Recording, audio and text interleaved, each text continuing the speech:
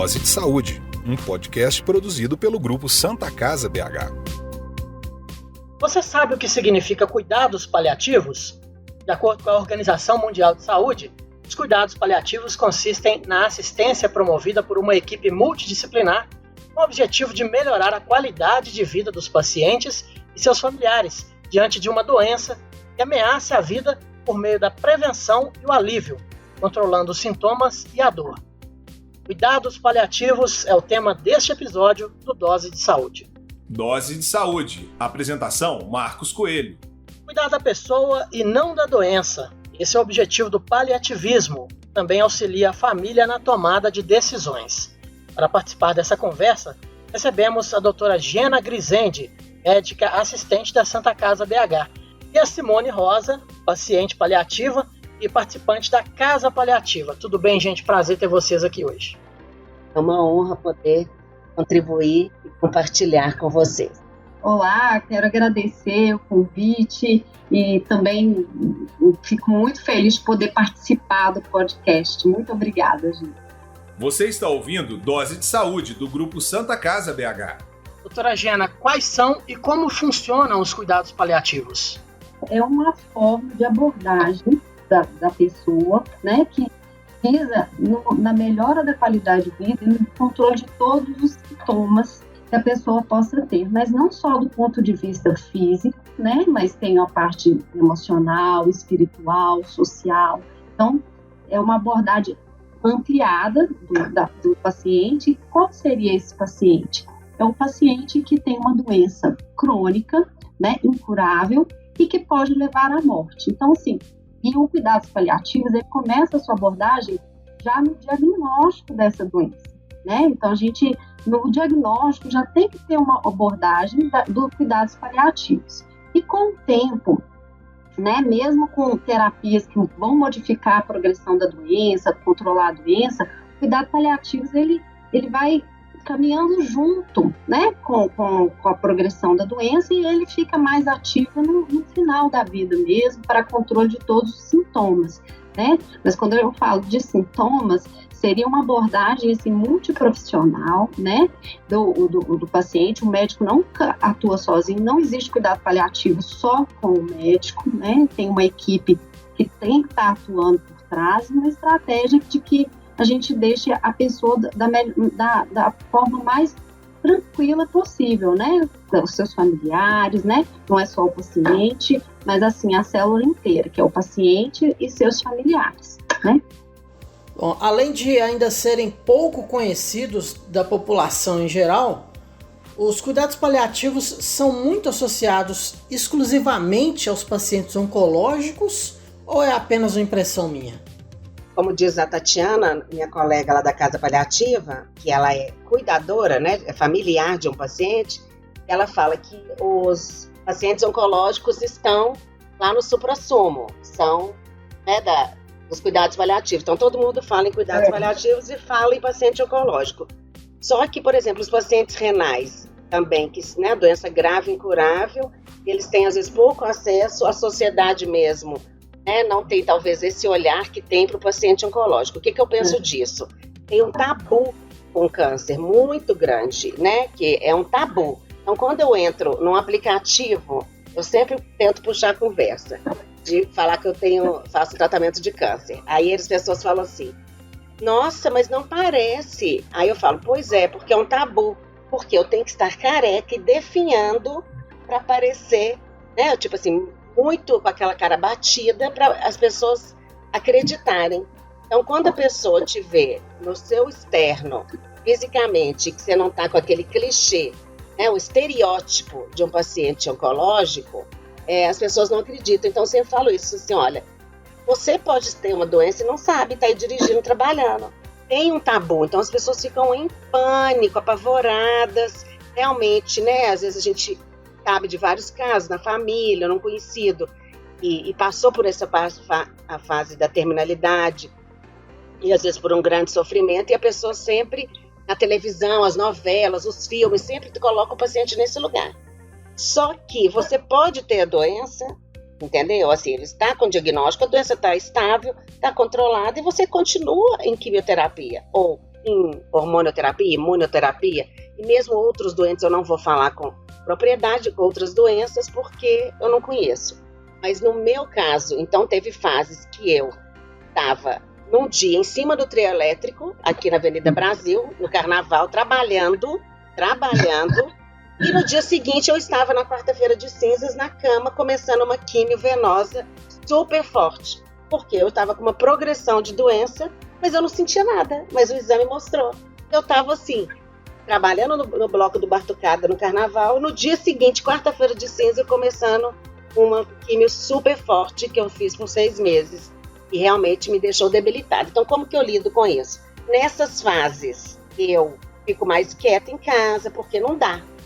Então, é uma montanha-russa que eu acho que a vida já é assim. Então, isso eu acho que, já falando, né, para mim, esse já tem esse impacto. A vida é uma montanha-russa. E o que eu penso? Por que né, a minha, ela tá mais, as curvas mais acentuadas, as subidas e descidas, mas eu não acho que a minha vida é pior ou mais sofrida do que a de outras pessoas, porque cada um tem seu sofrimento, né? Então depende, é muito individual como que você encara. Isso sim tem a ver com a sua história de vida. Então, se você passou talvez por outras questões na sua vida, o câncer não vai ser a pior. Talvez, depende da sua história de vida, do seu olhar, que é único, isso pode ser a pior coisa. Enfim, são muitos fatores que envolvem. Doutora, você que presencia diariamente aí, né, situações envolvendo pacientes paliativos, eu também posso dizer, por experiência própria de alguns familiares próximos, né, que eu conhecia isso, parece que a maneira como a pessoa encara faz toda a diferença, né? Totalmente. Isso é um trabalho. Eu acho que a Simone, ela mostrou o caminho, que eu acho que não foi tão fácil, mas ela chegou a uma palavrinha que eu acho coisa mais, assim, são as coisas. Ressignificar, né? Ela estava com uma vida e de repente acontece a doença e ela ressignificou, ela deu um novo sentido à vida dela. Então, assim, a gente precisa de sentido, né? Então, assim, quando a gente dá um novo sentido à vida, a gente consegue caminhar nesse caminhar, né? E outra coisa que eu acho muito bonito que ela falou, e assim, que eu resumo, que assim, em vez de lidar com a doença como o algoz, né? A doença vira um professor, né? Ela ensina pra gente, a gente ter novos, né, significados, novos valores, sabe? Às vezes a gente está no modo sobrevivência e a gente não está vivendo e parece que dá um chacoalhão e a gente entra agora, eu tenho que viver, não é isso? É muito disso. Então, assim, realmente sair do ponto da vítima, né, de vitimizar e aqui, nós estamos numa escola, né, e a gente aprende muito pelo amor e pela dor.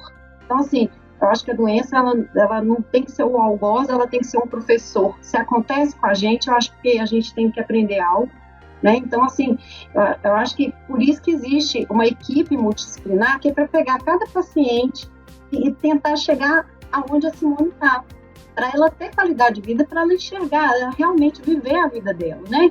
Eu vejo muito isso, que a gente fica muito preocupada, uma doença, eu vou morrer, mas você pode pegar um Covid e morrer, você pode atravessar uma rua e vir um bêbado te matar, você morrer antes dos outros. Então, assim, eu acho que isso vale para todos mesmo, igual a Simone está falando. Eu acho que nós temos que pensar, tem até um livro da Ana Cláudia Quintana, que é assim, a morte é um momento que vale a pena viver, né? Então, assim, a gente tem que pensar no que é valoroso para a gente, o que é significado de vida, nos reconectar com a nossa espiritualidade, né?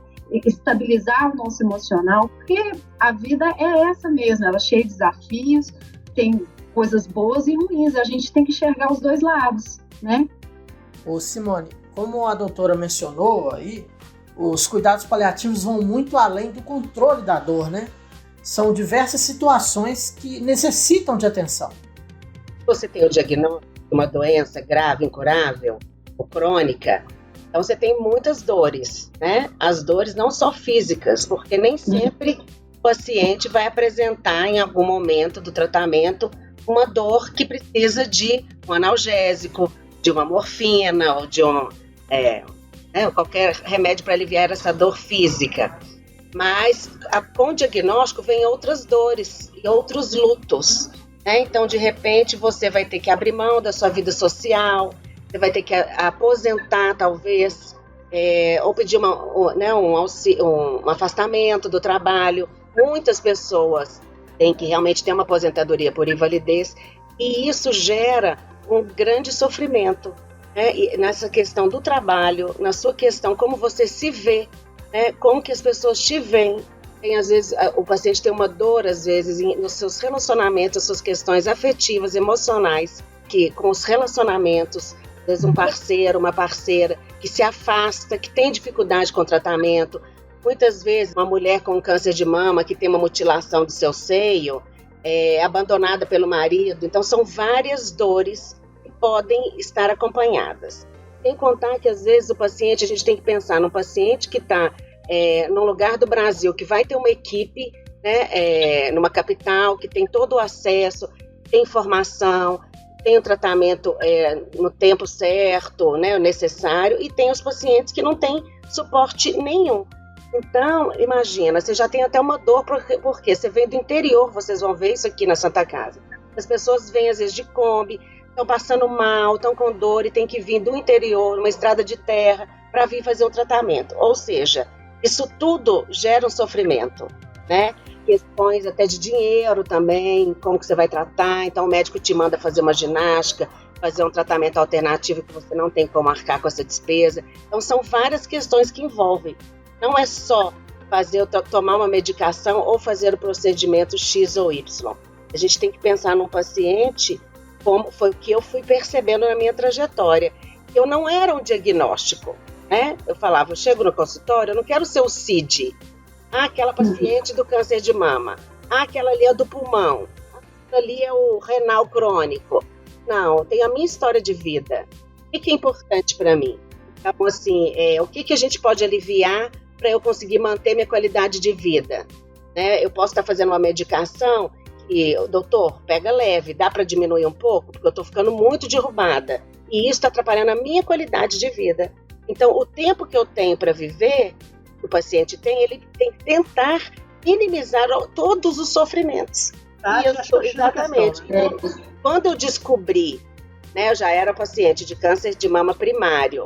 Depois que eu descobri a metástase, eu, né, me vi nessa próxima finitude, isso já são 6 anos de tratamento. Então eu comecei a ter questionamentos e sentir vazios mesmo. Um vazio nas consultas, e aí? E as outras questões? O tratamento pode até estar ok, mas e aí de repente tem uma progressão? Eu não tinha esse suporte. Quando eu conheci os cuidados paliativos, eu pensei, gente, aqui é o meu lugar. Porque não é uma técnica que só, é um estudo, é uma ciência, é uma técnica, mas para mim é uma filosofia de vida. Então, o que eu penso hoje? Todo mundo deveria ter cuidados paliativos. Por quê? Se todo mundo vai morrer um dia, então todo mundo já deveria estar se cuidando em todas as esferas. Mas aí, dito isso, hoje, quando eu falo sobre isso, é porque eu vejo que a importância da gente começar a tratar, de ter essa equipe, né, como a doutora disse, multidisciplinar, que vai ter um psicólogo, enfermeiro, fisioterapeuta, nutricionista, o médico, enfim, é uma equipe multidisciplinar, porque se você descobre e essas dores já vêm lá no diagnóstico, por que você vai ter que esperar a terminalidade, como muitas pessoas acham? Cuidados paliativos é para terminalidade, né? Já não tem mais jeito. Então, o que eu pensei? Eu vou mudar de equipe, porque eu não quero que o médico me encaminhe para os cuidados paliativos quando, para a quimioterapia não tem mais jeito. Porque sempre tem jeito, até o último suspiro, que é as minhas inspirações, né, de leitura e de pacientes, a gente vai aprendendo isso. Enquanto você respira, tudo pode ser possível. Um carinho, uma música, um beijo, um passeio na praia, um olhar, um silêncio, tudo isso é possível. Então, o médico não deveria nunca virar para um paciente e falar, não tem mais jeito. Porque se esse médico tivesse uma equipe de suporte, né, olha, a quimioterapia não está fazendo mais efeito, ou a medicação tal. Então, agora, vamos fazer um tratamento para amenizar seu sofrimento ou dor, você não vai sentir dor, mas você vai continuando, a sua vida continua, mesmo sem essa medicação, enfim. Então, acho que para mim, eu senti pertencente. Falei, poxa vida, é isso, porque eu sou uma pessoa, a doença é uma parte pequena minha. Eu sou mãe, eu sou filha, eu sou colega, eu sou amiga, sou mulher, eu sou amante da vida, da arte, da cultura e de um tanto de coisa interessada. Então, a doença é um item. Eu não quero que ela tome conta de tudo. Não te define, né? É isso. Não te define. Isso. Simone, eu achei muito lindo o que você falou e é exatamente isso. Eu acho que é uma filosofia mesmo de atendimento. Eu, como clínica, eu te falo que trabalho em vários setores na Santa Casa, né? Agora veio um desafio muito grande, que foi o Covid, e eu apliquei as técnicas de cuidado paliativo, porque a gente esquece que doenças ameaçadoras de vida, cuidado paliativo está também, sabe? A pessoa pode não vir a morrer, mas ela naquele momento, ela tem grandes chances de evoluir para óbito. Então, o cuidado paliativo, ele tem que estar presente. E presente em qual? Como? Né? Uma comunicação acolhedora, empática, né? Saber para as pessoas o que é valor para eles, porque cada ser humano ele tem os seus valores e faz sentido, né? Então, se faz sentido esse tratamento, se faz sentido, nós vamos fazer. Faz sentido esse outro? Não faz. Então, assim, é individualizar o ser humano, é saber, eu aprendi muito a comunicação mesmo, como comunicar, como ouvir melhor, né? A gente, médica, assim, a gente já tem a escuta ativa, mas tem técnicas para você entender o que o paciente, porque, né?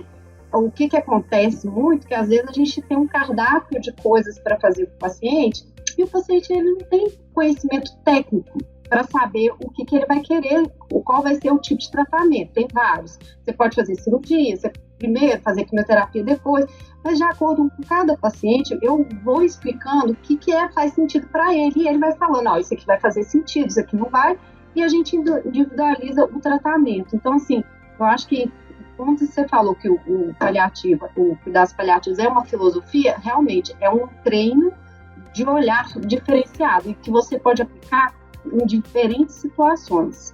E não é só para o tratamento de fim de vida. Lógico que no fim de vida ele está mais ativo, ele está mais presente, mas ele tem que estar presente em todos os lugares, né? Eu até vi dentro do próprio CTI o cuidado paliativo presente, né? Uma pessoa com visão de paliativo, ela tem que ter, né?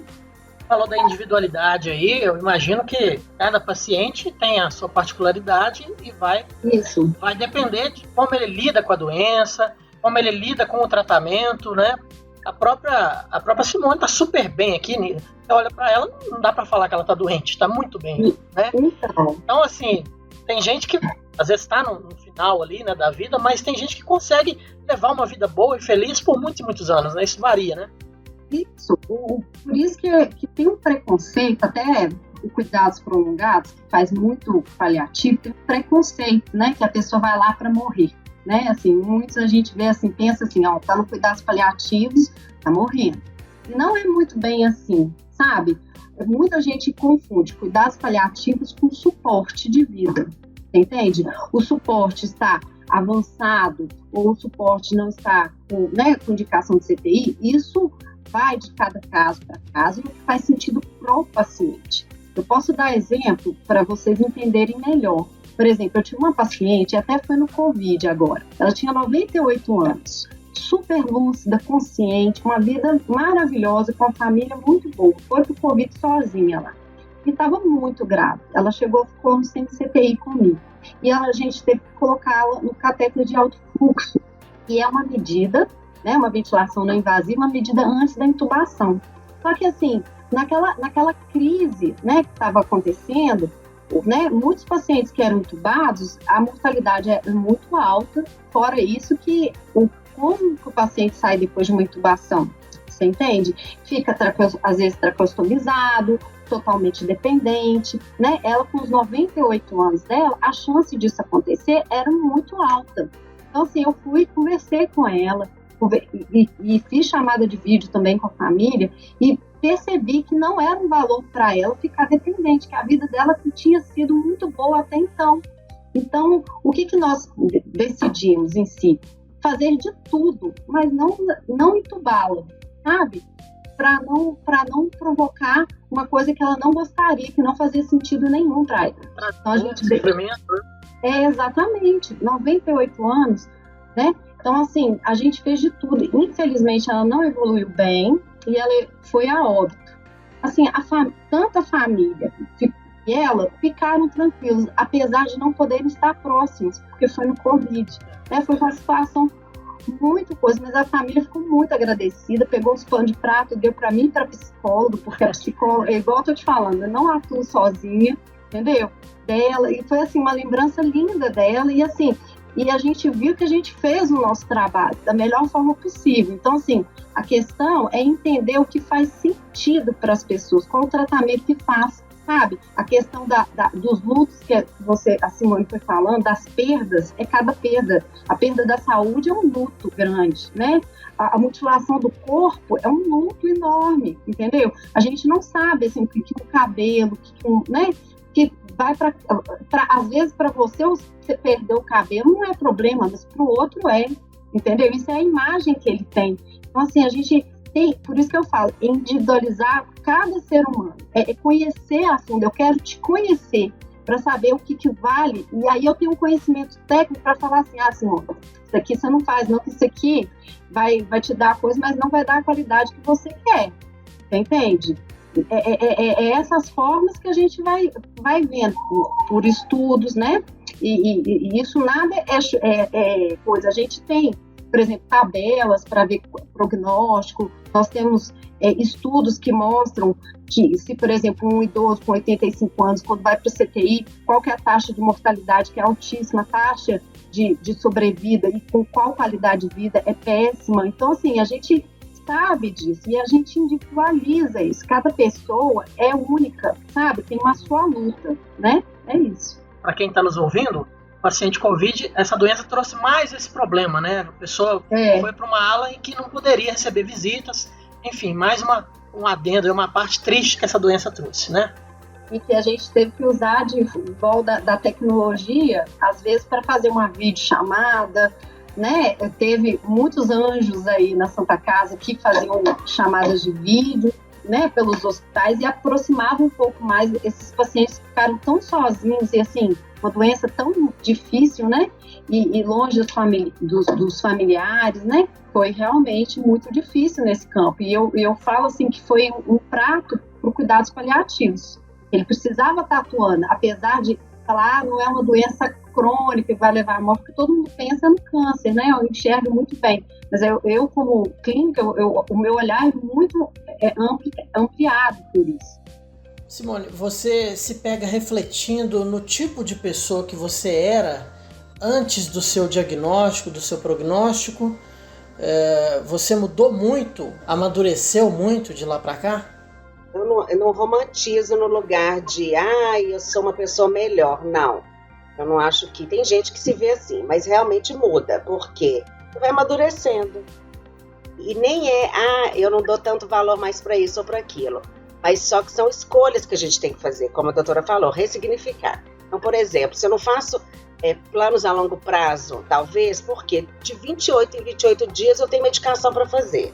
Mas eu posso ajustar com o médico, eu quero fazer uma viagem de 2 meses, será que eu posso atrasar um pouquinho ali? Será que eu posso levar uma medicação para eu fazer uma viagem mais longa? Sei lá, dá um exemplo. Ou no trabalho, então nessa fase agora eu vou ficar mais quieta em casa, depois eu pego e faço um trabalho porque me faz bem, porque eu preciso do dinheiro, porque, enfim, eu estou viva e estou apta a trabalhar nessas fases, mas tem fases que eu não estou.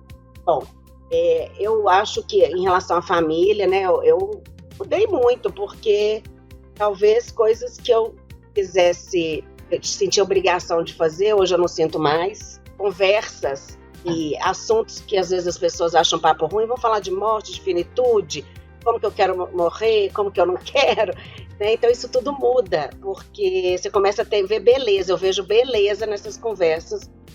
sinto aliviada de ter com quem conversar, com pessoas que me têm essa escuta e querem falar sobre isso. Vejo a mudança muito, na verdade, às vezes você cria um distanciamento. Eu vejo as pessoas exatamente vivendo num automático, como eu ainda me vejo em alguns momentos, como se a finitude não fosse acontecer. Então as pessoas às vezes vivem lá naquele estresse, num querer adquirir sem fim, né?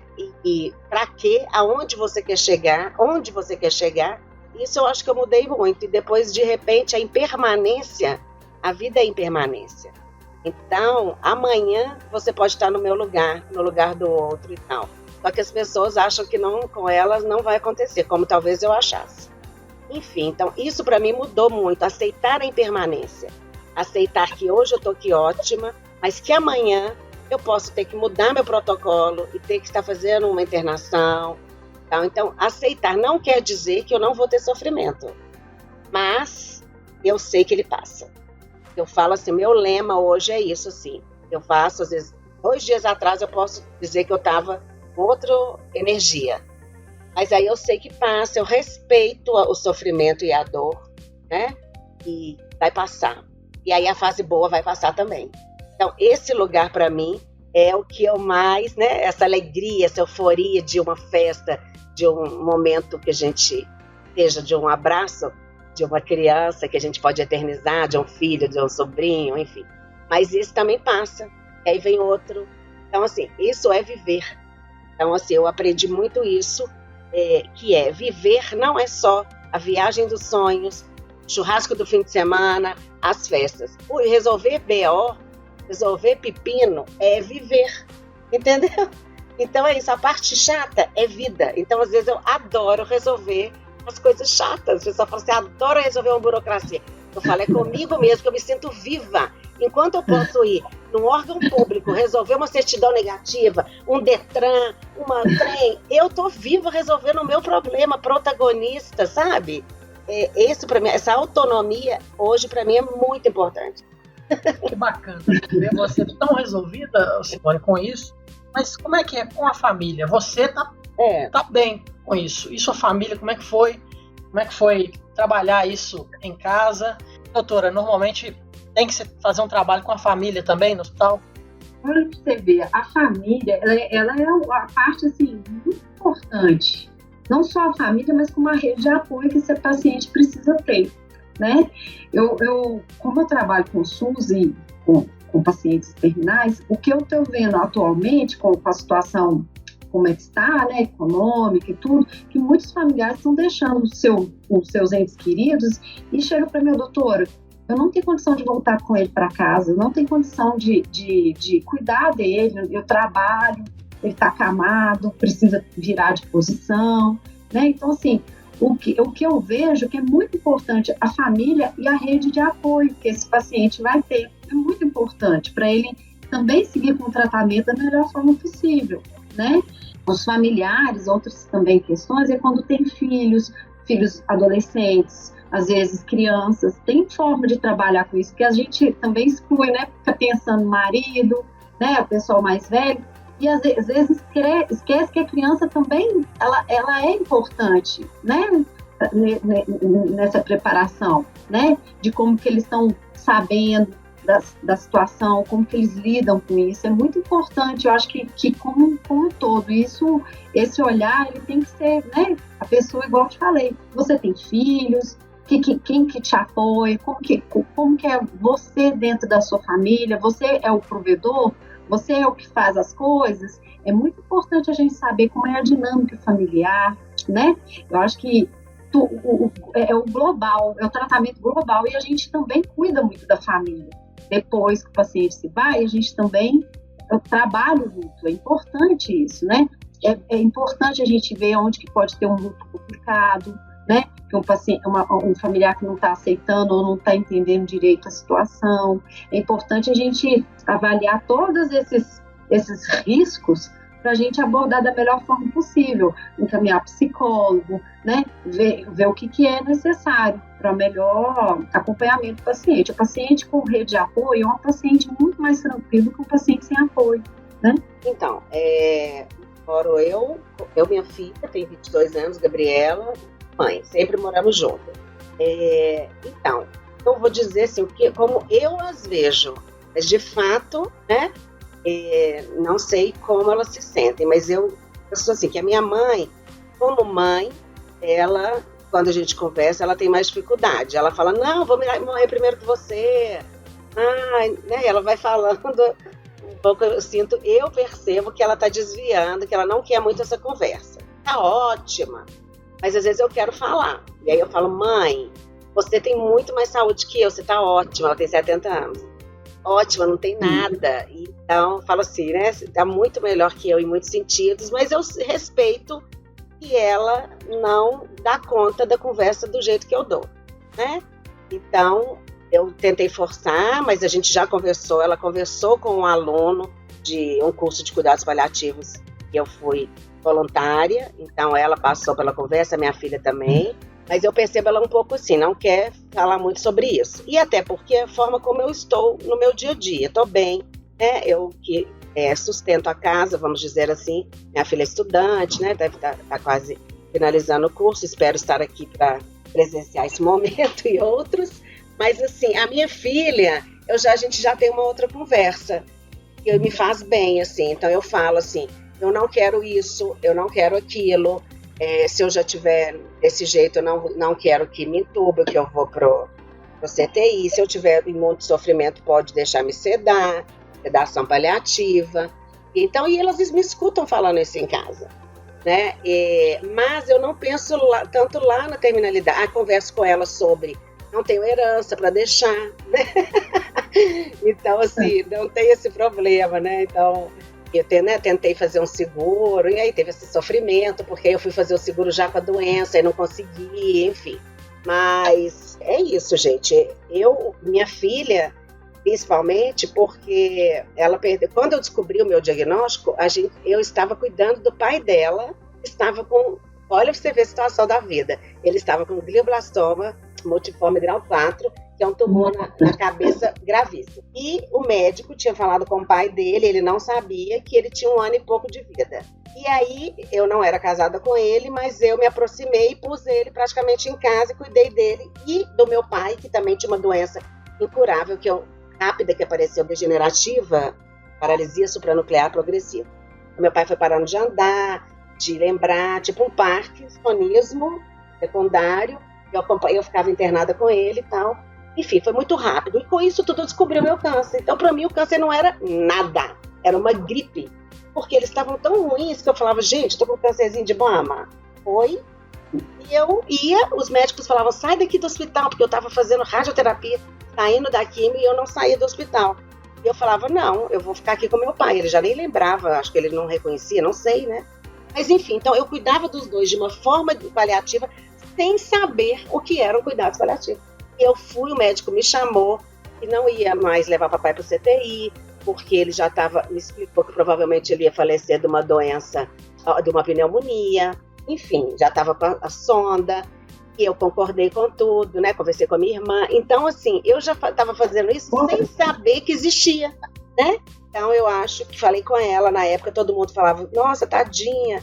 Eu falei, não, gente, isso é dela, a vida está trazendo isso para ela. Então, ela vai ter que lidar com isso. É o pai dela e agora é a mãe dela. Então, a gente tem essa conversa sempre, eu não fico falando isso todo dia, mas de vez em quando a gente conversa e ok. E aí hoje eu também falo, gente, não sei, tem gente que vejo aí, ó, a supervivente, 14 anos com metástases, entendeu? Então, como diz, às vezes eu vou enterrar um tanto de gente de outras coisas, aí é isso, mas eu tento conversar, mas respeitando que as pessoas às vezes acham, é um papo ruim. Até amigos meus, não, vamos conversar de outra coisa, falar de doença. Aí eu, tá bom. Então, eu tenho os grupos de apoio que eu acho importante, que a gente conversa, faz amizade, porque esse tipo de angústia, de dor, como que meu filho vai ficar, com que meu filho vai ficar, ou eu cuido do meu pai mais velho, tô doente. Enfim, então, esse tanto de dor, de angústia, esses grupos de apoio de paciente, a gente fala a mesma língua. Então, realmente, é muito legal. Que eu falo da Casa Paliativa, que é o grupo do Facebook. Vou até já encerrando aqui, talvez, essa minha fala. porque é um grupo fechado, entram pacientes e familiares, mas tem suportes separados. E acho que é uma iniciativa que foi feita em função da pandemia, né, tudo online. A gente tem reuniões e aulas no Zoom, aulas sobre fadiga, sobre manejo da dor, aulas sobre com capelão, sobre o sagrado de cada um. Então, enfim, gente, é um universo, porque todos somos, cada um tem o seu universo. E ainda falando da família, gente, finalizando com essa questão dos grupos de apoio e do apoio dessa equipe de cuidados paliativos, o que acontece? Muitas vezes o familiar e o próprio paciente tem uma crença, né, filosófica ou religiosa ou espiritual, que também gera um grande sofrimento. Isso eu vejo em outros pacientes. Então, por exemplo, eu tenho que sofrer porque Deus quer, entendeu? Eu tenho que passar isso porque Deus quer. Então, não procura, às vezes, um atendimento para alívio, porque são assuntos muito delicados. E por isso que cada pessoa responde de uma forma. Então, cada pessoa é única, porque se ela tem uma crença e ela está sendo, às vezes ela fica com raiva, que ela está sendo injustiçada, castigo, né? Eu estou sendo castigada, eu estou com câncer porque eu apanhei do marido, ou porque, enfim, a pessoa procura uma resposta, e às vezes também se sente culpada, esse sentimento de culpa, porque eu fumava, porque eu bebia, ou porque eu era gordo, ou por isso. Então, assim, são várias questões que envolvem, né? Por isso é tão importante, o quanto antes, todos os pacientes, assim, é um sonho que todos os pacientes recebam esse cuidado. Se ele não quiser, ok, mas que seja oferecido. Então, acho que seria dignidade, sabe? Você oferecer esse suporte para todo mundo. A gente sabe que Brasil são várias realidades, enfim, mas é algo que a gente precisa pensar e correr atrás desses direitos aí para os pacientes. Não chegar um médico e vira para um paciente que eu recebi aqui de Belo Horizonte, recebi assim, na minha vida, e fez uma amputação, caiu com a bolsa de colostomia, amputação do ânus, enfim, o médico virou e falou, volta daqui 3 meses. Ou seja, imagina o luto dessa mulher, cai do hospital, volta daqui 3 meses, sem suporte nenhum psicológico, sendo que ela não ia usar a bolsa para o resto da vida dela. Uma bolsinha fora do corpo, que faz parte do corpo agora. É isso, gente. Eu acho que é respeitar como a gente gostaria de ser respeitado. É claro que nem todo paciente com indicação de cuidados paliativos vai estar com disposição. Tem os pacientes acamados, cuja preocupação principal vai ser com o conforto, com o carinho dos familiares, a parte espiritual, né? Mas, por outro lado, tem pessoas que têm essa possibilidade de tocar a vida normalmente, como é o caso da Simone, que tem feito isso aí com muita sabedoria e alegria, né? A gente está vendo. Enfim, nesses casos, a pessoa pode escolher como vai viver o resto da vida, né? Se é com alegria, aproveitando o máximo possível, ou simplesmente se entregar, né, doutora? Ele deu uma aula pra gente de determinação e deu vários conceitos assim que a gente vê no dia a dia, né? A primeira coisa que ela falou que eu achei super importante é realmente que ninguém gosta de falar da morte, e às vezes com saúde a gente tem que estar falando sim, você sabe por quê? Porque se acontece alguma coisa, e isso eu como médico e como profissional vejo, às vezes eu falo assim, olha, o ano está agora numa ventilação e completamente sem consciência e não vai voltar. Ai, gente, eu nunca conversei isso com meu pai, eu não sei o que ele gostaria para ele. Então, assim, é muito importante com amigos e com os familiares, isso chama até diretivas antecipadas de vontade, né, que foi dado, e tem o testamento vital, que engloba essa parte, e você deixa alguém, né, que saiba quais são os seus valores e a sua vontade, que aí a pessoa não vai se sentir culpada de falar assim, olha, Simone não gostaria disso, ela já me falou, eu sei o que ela gostaria e o que ela não gostaria, você entende? Então isso é muito importante, mas como a gente não sabe o dia de amanhã, né, então a gente não tem que falar só quando acontece isso na doença, a gente tem que isso tem que fazer parte do nosso dia a dia, e eu penso que hoje eu como, né, mãe, tudo, eu aguento muita coisa. Com 70 anos eu não vou aguentar esse tanto de coisa que hoje eu aguento por ter filho pequeno. E quando eu era jovem, eu também, sabe, eu pensaria de outras formas. Então, assim, a gente muda o nosso tempo, nossa forma de pensar. Por isso que é importante a gente ter esse tipo de conversa. Acho muito importante. Outra questão que a Simone falou, e ela detalhou com clarezas enormes, foi os diferentes tipos de sofrimento, né? Ela já falou, né, das perdas físicas, ela falou do sofrimento, né, espiritual, religioso, que muitas vezes a gente acha que é psicológico, entende? E a fala é exatamente isso: Deus está me castigando, Deus me abandonou. A gente tem que saber que quando está acontecendo isso, não é um sofrimento psicológico, é um sofrimento espiritual.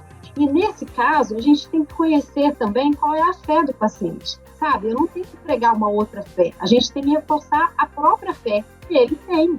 Então, assim, e aí é o serviço do capelão, do pastor, do padre, o que for da religião dele, para que converse com ele, né, que ele pare com esse sofrimento, porque não é abordar de forma psicológica, você não encaminha ao psicólogo, você entende? Então é importante a gente saber as diferentes esferas de sofrimento para saber aonde está encaminhando esse paciente. E esse conhecimento, ele não tem que ser só do médico, ele tem que ser de toda a equipe como um todo.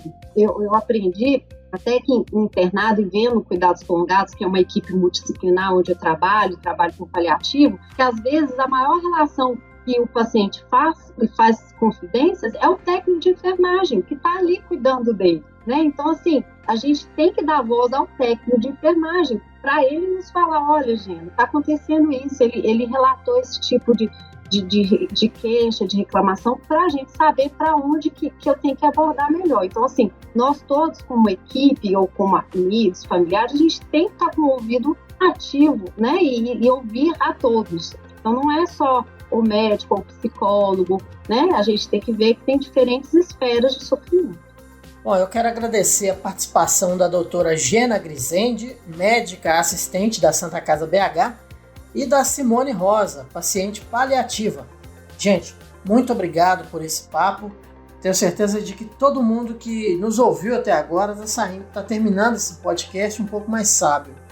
São situações que todos nós vamos passar um dia com a gente mesmo ou com os nossos familiares, né? Por isso, eu achei essa conversa tão importante. Adorei participar. Estou muito feliz com como que você lida com a sua história, e parabéns, viu? Também, por essa acolhida, pelo papo, espero participar de outros momentos para a gente poder também identificar, né, essa questão do cuidado paliativo, trazer mais para o nosso dia a dia, para os nossos entes queridos, e sair desse lugar de desinformação, poder contribuir com uma informação de qualidade. Muito obrigada mesmo, gente. Agradecemos também a sua audiência até aqui, nessa edição do Dose de Saúde, a pílula de informação, saúde e bem-estar do Grupo Santa Casa BH. Siga o Grupo Santa Casa BH nas redes sociais, @SantaCasaBH. E você, gosta de ouvir podcast? Confira as outras edições do Dose de Saúde no Spotify, no YouTube da Santa Casa BH e em diversas outras plataformas digitais. Temos vários programas com muita informação para você. Até a próxima! Você ouviu Dose de Saúde, o podcast do Grupo Santa Casa BH.